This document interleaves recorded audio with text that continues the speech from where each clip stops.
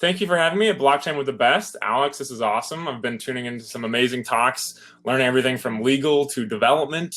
It's been totally worth all day checking it out. This is a whole new emerging space, and I love online conferences like this because it doesn't restrict us geopolitically, right? Anybody can tune in.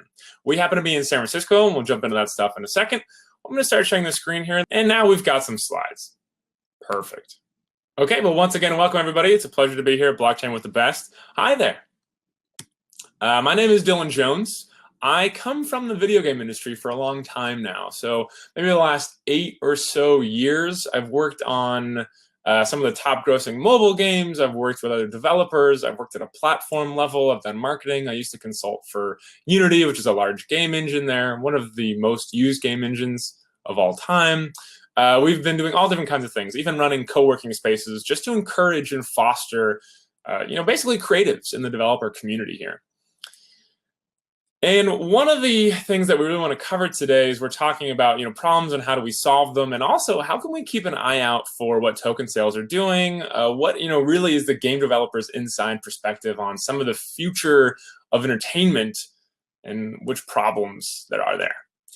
So basically, we have to first establish what is that future, right? We come from, a place that is tribal within us of music, right? But it's kind of a static, not necessarily when you think of the dynamic, ever-changing, adapted to you of the future, music doesn't necessarily come up as the first train of thought.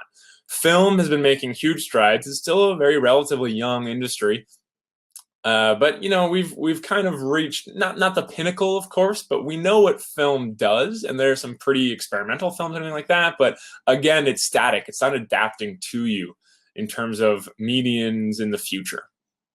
But there is one that I think a lot of us know about. That one we're all fans of, and it's games, right? I think it's games, and so.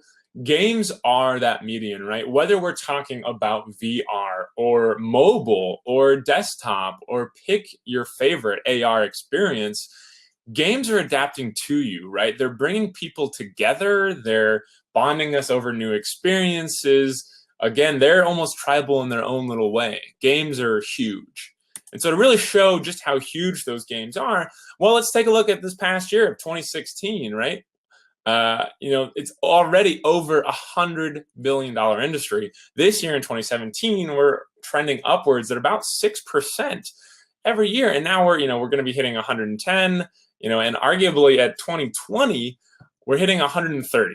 Some people say 120, but I'm going 130 the way things are trending right now. A lot of this growth comes from mobile, but also a lot of it comes from, there's still the box and the download PCs. There's still consoles are strong there. This is a huge growing marketplace that just sees more and more, whether it's esports or everything in between, right? So games and blockchain have an intertwined past, and they're almost partners in this funny way. It's bold to put up a logo of the Mt. Gox, right? Everybody knows the story. They got hacked. People lost a lot of money. It was terrible. But what a lot of people don't know is that, this is kind of one of the most earliest recollections of blockchain for a lot of people, right? Mt. Gox. But how Mt. Gox actually started was Magic the Gathering. Mt. Gox, Magic the Gathering Online. So what was happening there is they were trading Magic cards, right? There's something intrinsic about all these blockchain economies and game economies, trades, barters, having those objects there that the blockchain naturally really seeps into. It's this perfect partnership. And so games love the blockchain. And I think the blockchain loves games as well. But really, there's, again, that natural partnership there. And there's a lot of stellar work done being in this space. So there's a lot of stellar work that's being done in this space to kind of bring those things together. Oh, here we go. So to start off, back in the day, the earliest ones we can remember is Adam Ansel over at Ownage.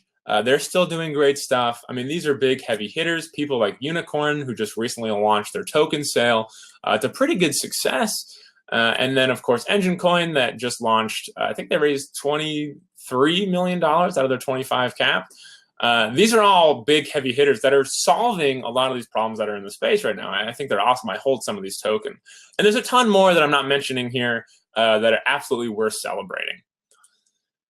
Some are better than others.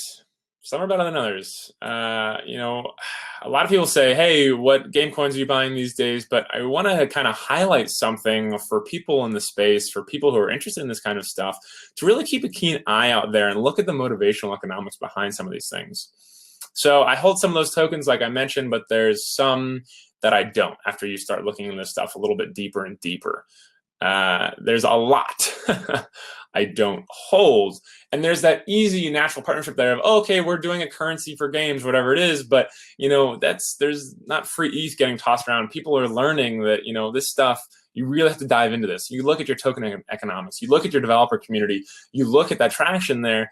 There's a lot I don't hold for some of these reasons. Now, this, again, I want to clarify, is not those past companies that I mentioned. And I won't be calling out any specific companies here. But I think it's very important to be reminded in the space that you should really investigate this stuff further.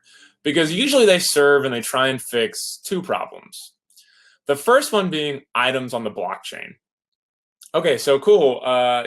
It's now you can put your great master sword onto the blockchain or whatever you want, right? Well, that's cool. It is. It's great. Like now you have that one master sword, even though that you could print more of the master sword or whatever it is. You have that one unique one. A really cool example of this would be like, hey, a streamer, gives out the gun that they won a tournament with, but there are some problems there. And so make sure that when you're looking at a token sale, if they're just doing that, really dig into that, because items on the blockchain aren't necessarily solving a problem. I think, again, we have to be careful with this because that's not a problem that needs fixing right now. Those centralized servers, like it or not, like they work really well.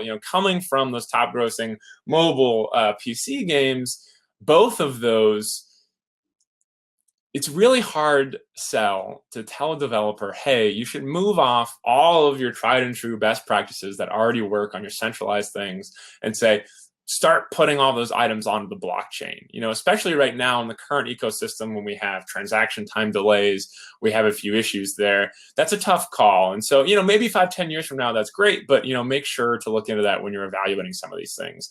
And really, that's one of the main problems for this.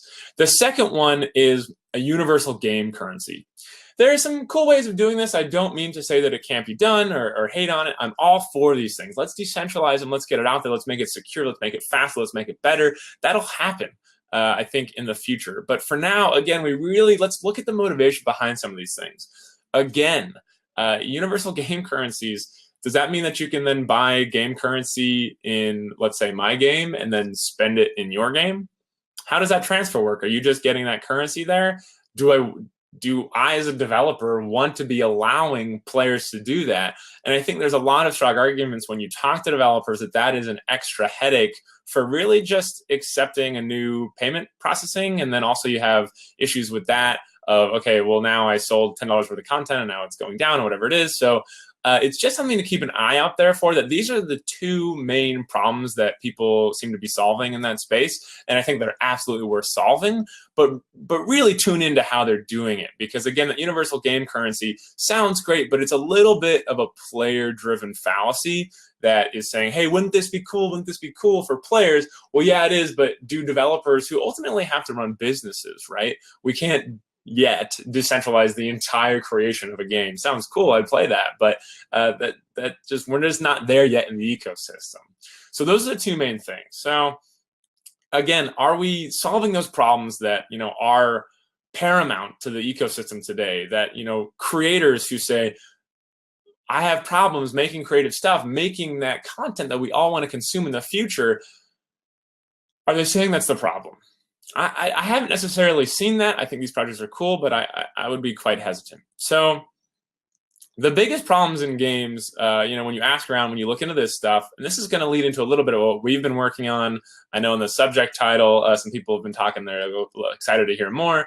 But the biggest problem in games and entertainment, and we can see this, it's been tried and true, is as we get more and more open platforms, and even for this way, in terms of the creative aspect, I would say that, something like Steam, in 2017 has migrated to an open platform. Yes, it's not totally decentralized and there are regulations. You can't put the bad stuff on there, of course, And even, Google would be argued as an open platform, and Apple's really expanding that way as well. So when anybody can put up this content, how do you start discovering that stuff, right? And what's happening is our traditional channels, our marketing channels, our discoverability for this are breaking down. They're simply just ineffective. So the biggest problem in games right now, if you go around and ask people, is always this.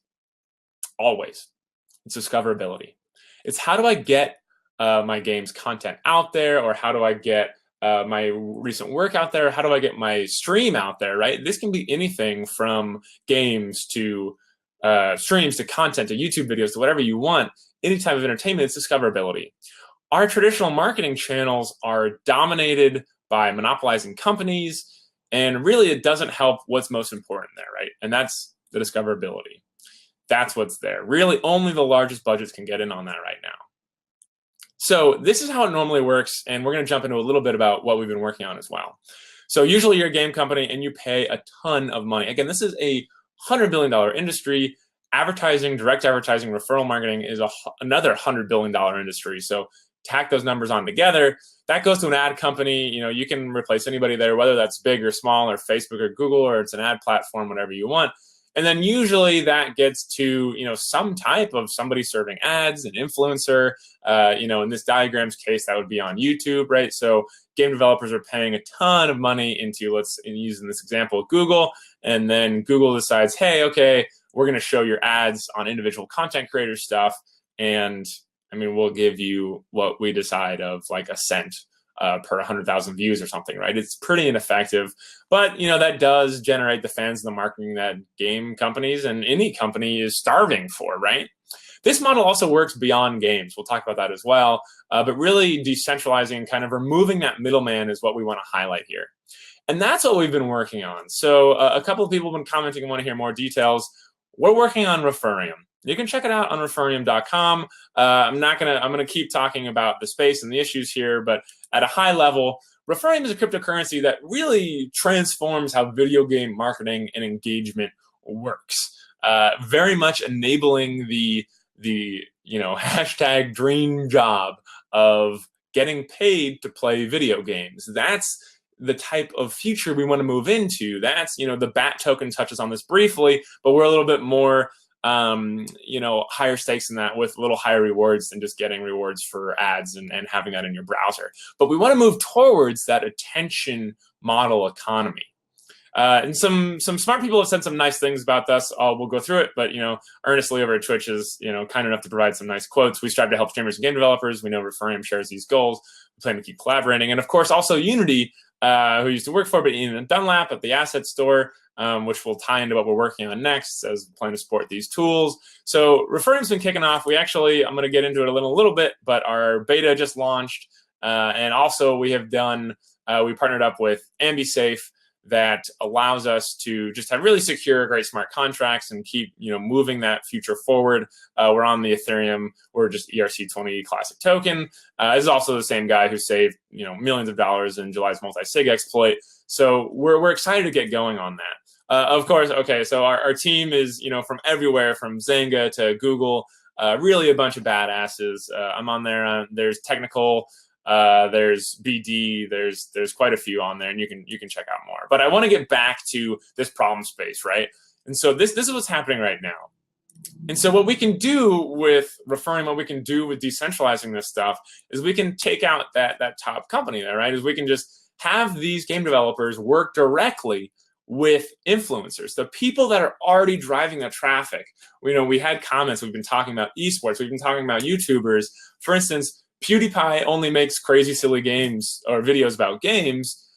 He's the largest influencer on the internet, right? Games are the perfect first vertical to start expanding this decentralization in terms of marketing, because these are the largest influencers, already on the internet. Most subs, however you want to measure it, they're usually talking about games, right? They're talking about entertainment. And so what we want to do there is just connect these game developers with those influencers.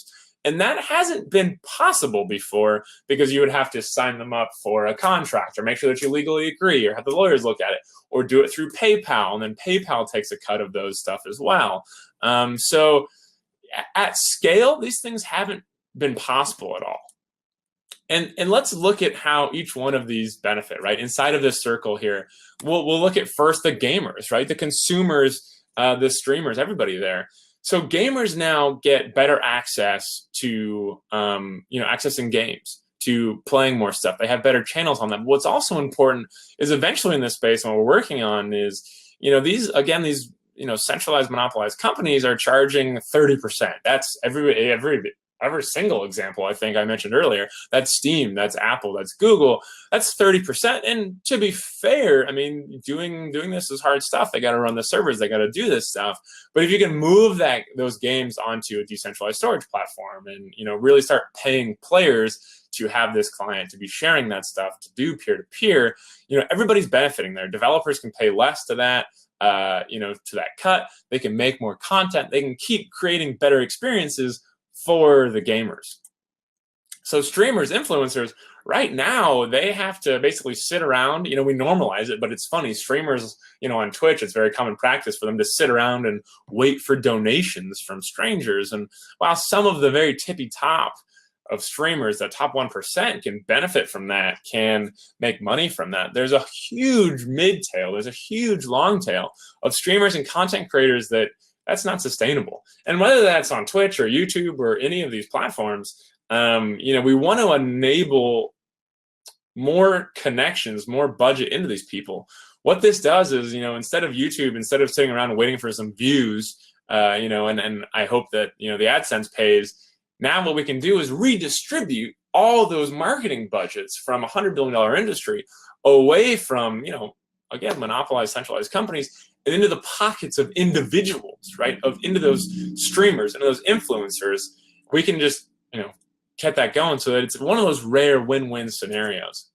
Game developers, of course, benefit hugely because they're, along with all those other additions, along with saving on platforms, along with that stuff, they're also paying their community to engage with products they love, right? They're keeping that money in the game's ecosystem, which is super important because now, it's not just, more importantly, like when you Google a game or something like that, now more content comes up. It's the type of targeted players that are going to be wanting to join those types of games. It is in that perfect demographic there to be spending on that. And so far, that's been kind of, pretty unobtainable and certainly not scalable. So really, it's a win-win win for both gamers, streamers, and game developers. This makes that ecosystem, really just kind of go around in this perfect loop. And also, streamers and consumers want to hold this because you can actually buy more games, buy more content. So, again, we're using this technology with the most important aspect of this and something that blockchain is really good at inherently. It's trusting and kind of keeping track of referrals. So referrals are actually, I won't go into all the data here, but definitely check out, just in the general sense, referral traffic is more likely to spend, right? It's more likely to retain. It's more likely to be engaged with a product, it's session-based. Referrals are the most converting, strongest form of that. And that's gamers, right? That's tribes. That's people talking in your Discord group. That's with your friends, right? How do you hear about games? It's usually, data shows that it's like 85% from a friend, right? This referral, harnessing into that with the perfect technology of blockchain really allows us to do games, but also expand past that. YouTube is one of their major sections is also makeup, right? As crazy as it sounds, this stuff totally works for makeup as well. It's all referral-based systems. So a little update of what we've been doing, let's back some of that stuff up with some actual progress. We're very happy to say that, we actually have a working platform of this stuff. We just launched a beta. We didn't even launch it on our blog, and we got like 10,000 signups for it, just naturally and organically happening because within like 2 days over the weekend, because people are hungry for these types of solutions. And so we also have, we're working on a Unity plugin that allows developers to really easy set and manage those accounts because we're trying to lower those barriers of entry. One of the things that I really want to highlight here is for what we're doing and what we're up to, we want to solve real problems with the blockchain today or as soon as possible, right? We're, personally a little bit less interested in, okay, well, we might have this problem 3 years down the track, on the blockchain, whatever it is, let's start building for that now. That's great, but let's actually start making people's lives better by using the blockchain. And so we've published some open source of what we've been up to. That's actually working in a game right now that you can check out. Again, all these details are on Refereum.com. Feel free to give it a Google. Our beta is live, like I mentioned. We actually have this. You can earn points right now from watching streams, just from watching game streams. If you're a streamer and you're streaming, you can, be making points just by streaming, doing what you're already doing. The nice thing about this is that it's not changing any behavior, right? We're not trying to replace a streaming platform. We're really just there to ease these relationships, right, and to help out. And so you earn points right now in our beta. We're using a combo of on-chain and off-chain stuff for this. Again, to really just respect the transaction times that consumers are used to, especially gamers are used to. And so, you earn some points, you can get in different tiers here, and we'll be distributing and giving away some free tokens, some free RFR tokens for Refereum there. And we'll also be launching very soon an ability to buy games using Refereum tokens, which is pretty exciting. I mean, that's never been done before. So feel free to hit us for more comments on that. Right now, like I mentioned, what we've been up to is we use a on-chain, off-chain solution to really respect consumers, make sure transaction times are fast, really just have those Twitch pop-ups right there, all that jazz. So you can plug in through multiple different ways. To start using Refereum, developers don't have to even install anything. You can just jump on to the beta, shoot us an email, and that's already working. And even long term, you can just flip a switch and be rewarding people for engaging with your content, right? Developers are hungry for this. They want to have a launch where, hey, jump into our stream, comment, have a good time, and you'll get some fraction, you'll get a few pennies or whatever it is, right? And so long term, we'll have some, that SDK. You can, plug into our customized referral contract that we've all built up that's already there. And then that'll, adjust with the Refereum contract. And then, we have some sample contracts there. And so we are just jumping into this stuff. You can check out Refereum.com. We are about to, we're having conversations for any interested buyers who are interested in, for the utility. If you're interested, definitely let us know. And again, that's Refereum. And so I know that we want to have some time for questions, and I want to jump into this stuff. My contact info is dylan@refereum.com. Feel free to email us, collaborate, let us know your favorite streamers, what you'd want out of this thing. And on Twitter, I'm @TDJ, like the Dylan Jones, which is my domain. And feel free to hit me up there. So I think we're coming up to the end of this time limit here, which has just been a pleasure. Thanks for letting me chat about all this stuff. I'm going to stop sharing my screen and go back to video. Thank you. There's lots of nice comments in here.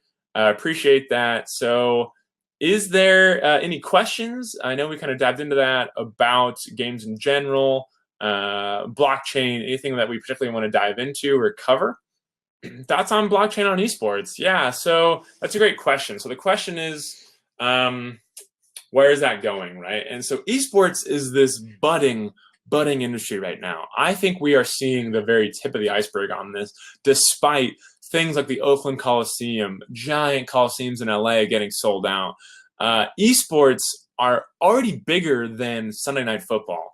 A lot of the times, you don't see those. Honestly, you don't see the news for it, right? You don't see there's not that much in the modern world. There's not that much hype around esports compared to the numbers. But I mean, these numbers are bigger than Monday Night Football, right? They're bigger in terms of eyeballs. There's more people watching this stuff. Esports, I think, is just growing bigger and bigger and bigger. And so, yeah, companies that jump in there, like we were discussing earlier, places like Unicorn that want to do gambling, I can't even imagine their lawyer spend on making sure that they're compliant for both blockchain and gambling on that stuff. But I think these are great buys. They're great companies doing good stuff.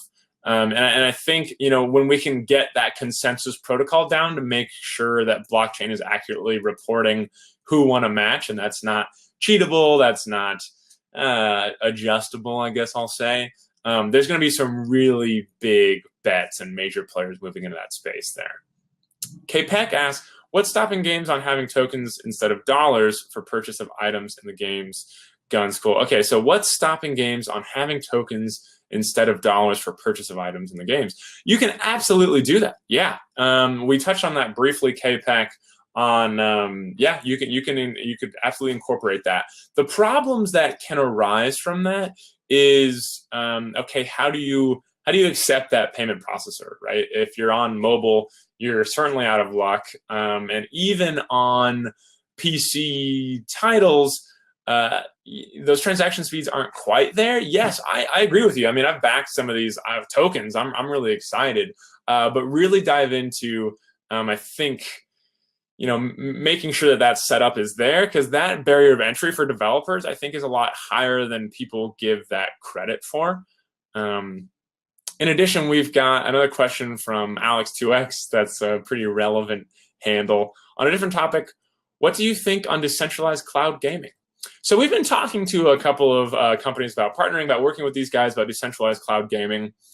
I'm really excited for it. I think that's great, but to be frank, I think right now in the space, I haven't personally seen anything that blows me out of the water. Remember, even 4 or 5 years ago, there was this company called OnLive that was quite relevant, making huge waves, both in the gaming space. Yeah, PlayKey is we've been talking to those guys. They're doing great stuff. I'm really excited. I'm going to check out their token sale. I hope it's working out. I haven't seen necessarily, and maybe you could help answer this, but one of my big questions for decentralized cloud computing in general is, or pushing that over the wires, they have some really cool stuff. Oh, Alex is saying that their token sale is live now. I'll have to go check that out and buy some tokens. I love supporting those game projects and stuff like that. But I am cautious that people with, like it or not, OnLive had really good patents for this. Now, my understanding of this is they render all that stuff. I don't think they're quite doing their computation on the blockchain, of course, because we don't have the speeds for that, but they do a bunch of computations on their servers, and they push that down over the wire with bandwidth. OnLive had a bunch of really good patents for this. Their tech was actually quite impressive, but they couldn't quite find that market fit, right? Because I think one of the things right now is who is necessarily that market, right? So the problem is, if you're really into those games, if you're into the PC stuff, you're probably going to have a PC and you don't want to deal with bandwidth issues. If you're a casual person, you're probably happy playing on your mobile phone or anywhere in between. And so there's this middle ground there that's like, okay, I can't get a nice PC, but I want to subscribe to having nice graphics pushed down over the wire for me. So even if that works, I guess I'm curious, and I don't know, but I'm curious who is actually, that demographic is buying those. And I'm not speaking about any particular company in general. I just think that's like an interesting demographic space there. And in addition, gaming is, game developers, we have spent weeks of our life trying to shave 5 milliseconds from an input, right? Because you can notice a difference. When you're pushing frames like that over the bandwidth, or over the wire like that, I haven't seen that. I haven't seen that responsiveness that I think a lot of developers crave. So again, it's that weird in between on who is that marketing for. Is it that mass appeal of games? I don't quite think it is. But it's a good question and something to keep our eye on the space. I think really, if we want to get into it, something like quantum computing and pushing that stuff down, then we're going down that rabbit hole for sure. And that's an exciting time. Who knows where the blockchain space will be when that all happens. But that's a great question, and I absolutely recommend checking out all those companies, and I think it's an exciting time. Definitely appreciate everybody's time in here. It's been a pleasure with Blockchain with the Best. There's a ton of great content in here. I'm glad everybody's learning. Thanks for throwing the questions. And again, feel free to email me at dylan@refereum.com. Would love to hear your feedbacks. Andre, thank you. Absolutely. Yeah, cheers. Thank you, everybody. And it's been a pleasure. Just stay safe out there, everybody. Check all this crazy technology. Don't get hacked. Keep doing this good stuff, supporting a space. You are on the frontier of something that's brand new, and that's what's so exciting, right? That's awesome. And again, thank you so much for the time, and I'll see you on the internet. Good luck out there, everybody.